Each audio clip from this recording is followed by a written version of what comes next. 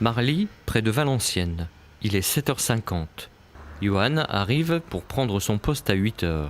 Il est travailleur accompagné depuis 2011 au sein de l'ESAT, un établissement et service d'aide par le travail, une des structures de l'APF, l'Association des paralysés de France. L'APF, entreprise de Marly, se divise en plusieurs pôles d'activité. On y trouve par exemple du conditionnement et logistique, reprographie, impression et mise sous pli avec affranchissement, la saisie de données et le traitement de comptes clients pour les sociétés, ou encore du traitement de matériel informatique, du nettoyage de véhicules, entre autres. Quant à Johan, il remplit plusieurs fonctions. Pour lui, le travail lui procure un équilibre, même si sa vie est socialement riche. Ça m'apporte du bien, voilà, ça m'apporte du bien et je me sens bien dans mon travail.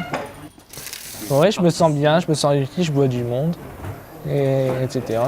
Puis on discute entre nos collègues, c'est ça surtout. Même le matin, on discute entre collègues avant 8h. Donc c'est vrai que je me sens bien.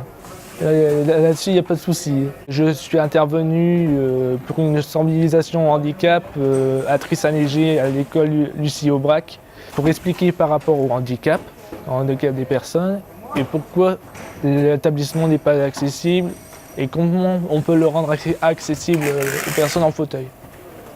À Valenciennes, l'Université Polytechnique Hauts-de-France est pionnière sur la thématique du handicap. Accessibilité aux locaux, accompagnement et aide personnalisée ne sont que quelques-unes des nombreuses actions et services proposés aux étudiants en situation de handicap.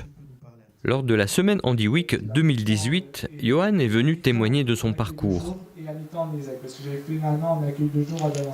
Parmi l'assistance, des associations étaient présentes pour communiquer sur les aides apportées et l'objectif de leur participation à cette semaine chargée en événements. L'UPHF a la volonté de faciliter l'accueil et l'insertion des étudiants handicapés dans l'enseignement supérieur. Pour réfléchir à de nouveaux projets, le Relais Handicap a invité toutes les associations à une table ronde. Mais bien en amont, travailler avec lui. On a souhaité créer simplement le café des envies d'agir, c'est-à-dire qu'on fait un café et qu'on leur permet de s'exprimer, d'apprendre à se connaître. Et puis une fois qu'ils ont appris à se connaître, est née par magie l'idée de pouvoir, pourquoi pas, demain construire un projet en commun, tous ensemble, autour de cette thématique qu'est le handicap.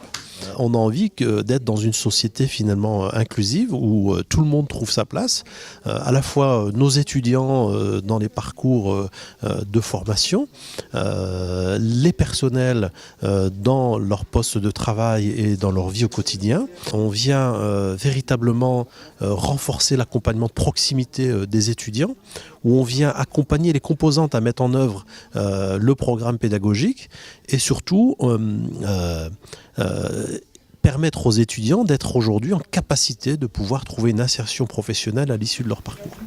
Durant ces 5 jours, des actions de sensibilisation ont été menées auprès du jeune public.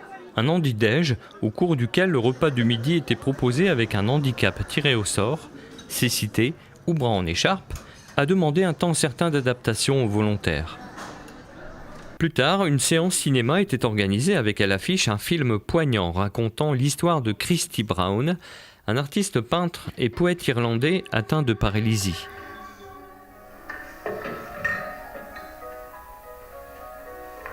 Enfin, plusieurs conférences se sont déroulées sur plusieurs sites universitaires pour parler du handicap au travail. Un séminaire sur les projets de recherche menés à l'université a eu également lieu. L'occasion de rappeler que l'UPHF est Primo, le pôle de recherche et d'innovation en mobilité et handicap, anime tout un écosystème sur ces thèmes dans la région Hauts-de-France. Concertation, sensibilisation, information, l'opération Handi Week aura à nouveau réussi sa mission.